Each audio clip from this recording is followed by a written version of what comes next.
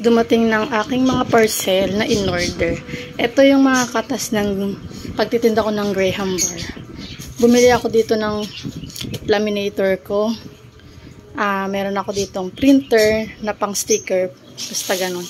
Ito, bumili rin ako nito.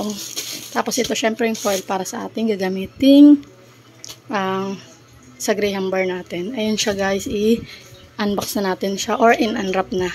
Let's go! Guys, unahin muna natin itong ice pack pala to guys. Para sa Graham bar ko, para hindi na ako gagamit ng yelo. Ayan siya guys. Diba?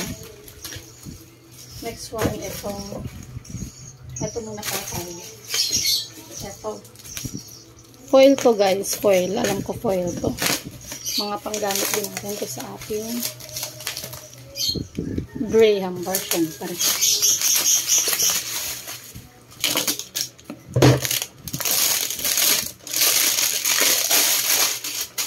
$1 siya. Ang laki niya guys. Ayan siya.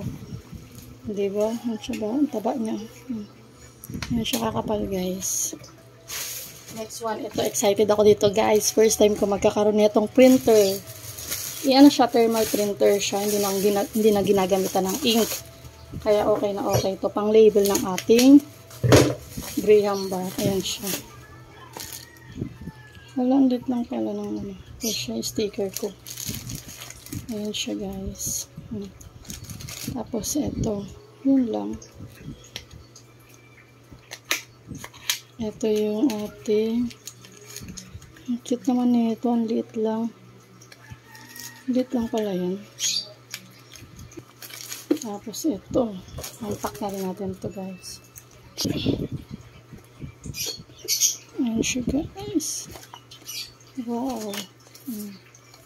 Wala parang ayan siya. Yung isang sticker ko lang. Yan siya guys. Kaya lang parang nagkamali sa seller. Kasi yung in-order ko na isa pang ganito hindi dumating. Dali ayan lang siya.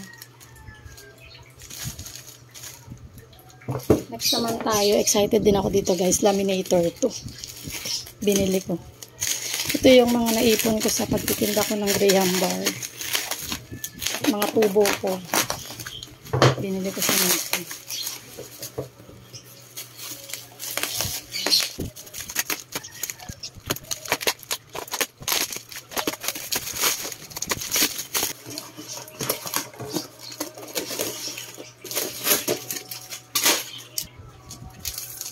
Bumili rin pala ako na itong laminating film na A4.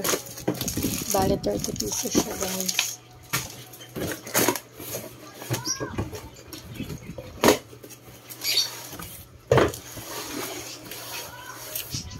Ayan na siya guys, ang aking laminator galing sa Officom. 6-in-1 na siya.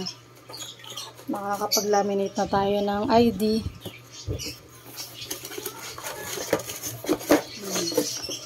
Katas ng Graham bar, nakabili na tayo ng ating laminator. Ang laminating